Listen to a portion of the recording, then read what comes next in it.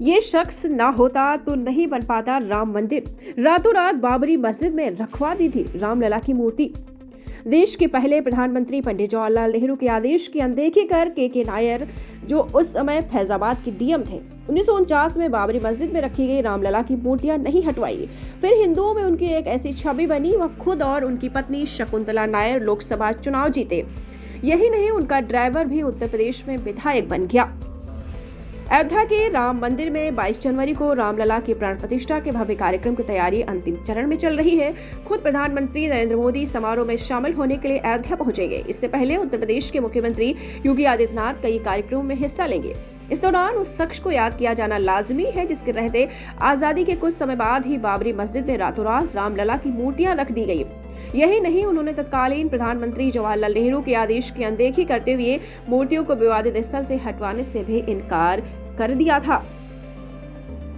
विवादित स्थल पर रखी गई रामलला की मूर्तियों को हटवाने के लिए तत्कालीन प्रधानमंत्री पंडित जवाहरलाल नेहरू ने उन्हें 2 बार आदेश दिया। के नायर ने दोनों बार उनके आदेश का पालन करने में असमर्थता जता दी, जिससे उनके हिंदुवादी अधिकारी के तौर पर बनी रही।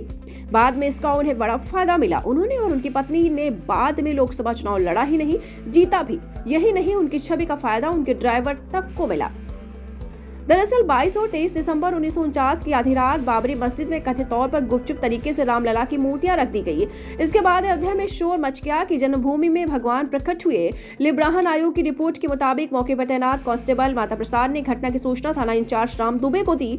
माता प्रसाद ने बताया कि 50 से 60 लोग परिसर का ताला तोड़कर अंदर घुस गए। इसके बाद उन्होंने वहां श्री राम की मूर्ति स्थापित कर दी, साथ ही पीले और गेरुए रंग से श्री राम लिख दिया। हेमंत शर्मा ने अपनी पुस्तक युद्ध में अयोध्या में लिखा कि केरल के एलेप्पी के रहने वाले के नायर 1930 बैच के ICS अधिकारी थे। उनके फैजाबाद के डीएम रहते बाबरी ढांचे में मूर्तियां रखी गईं। बताते चले आपको, बाबरी मामले से जुड़े आधुनिक भारत में के नायर एक ऐसे व्यक्ति हैं जिनके कार्यकाल में इस मामले में सबसे बड़ा मोड़ आया। इस देश के सामाजिक राजनीतिक ताने बाने पर बड़ा असर पड़ा। के नायर 1 जून 1949 को फैजाबाद के कलेक्टर बने।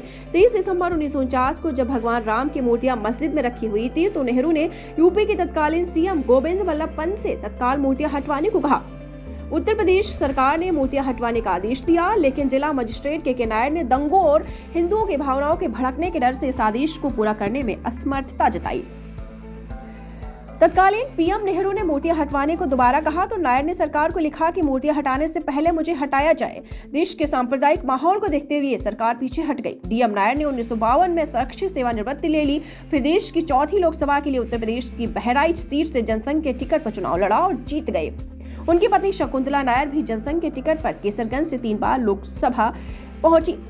बताते चले आपको, दोनों पक्षों ने कोर्ट में मुकदमा दायर कर दिया। फिर सरकार ने इस स्थल को विवादित स्थल घोषित करके ताला लगा दिया। 23 दिसंबर 1949 की सुबह 7 बजे अयोध्या थाने के तत्कालीन SHO रामदेव दुबे रूटीन जांच के दौरान मौके पर पहुंचे तो वहां सैकड़ों लोगों की भीड़ जमा हो गई। राम भक्तों की भीड़ दोपहर तक बढ़कर 5000 लोगों तक पहुंच गई। अयोध्या के आसपास के गाँव से श्रद्धालुओं की भीड़ बाल रूप में प्रकट हुए भगवान राम के दर्शन के लिए टूट पड़ी। हर कोई भय प्रकट के पाला गाता हुआ विवादित स्थल की ओर बढ़ा चला जा रहा था। भीड़ को देखकर पुलिस और प्रशासन के हाथ पांव फूलने लगे।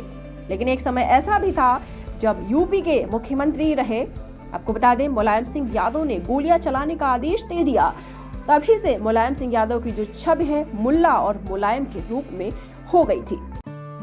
दीक्षांत एडुटेक लाया है दीक्षांत डिजिटल क्लास। दीक्षांत डिजिटल क्लास का उपयोग कर छात्र बना सकते हैं पढ़ाई को बेहद आसान और मजेदार। दीक्षांत डिजिटल क्लास को स्कूल में बैठकर देखना है तो पेन ड्राइव और स्मार्ट टीवी बनेगा सही माध्यम। चलिए अब ये भी जानते हैं कि दीक्षांत डिजिटल क्लास का फी स्ट्रक्चर क्या होगा।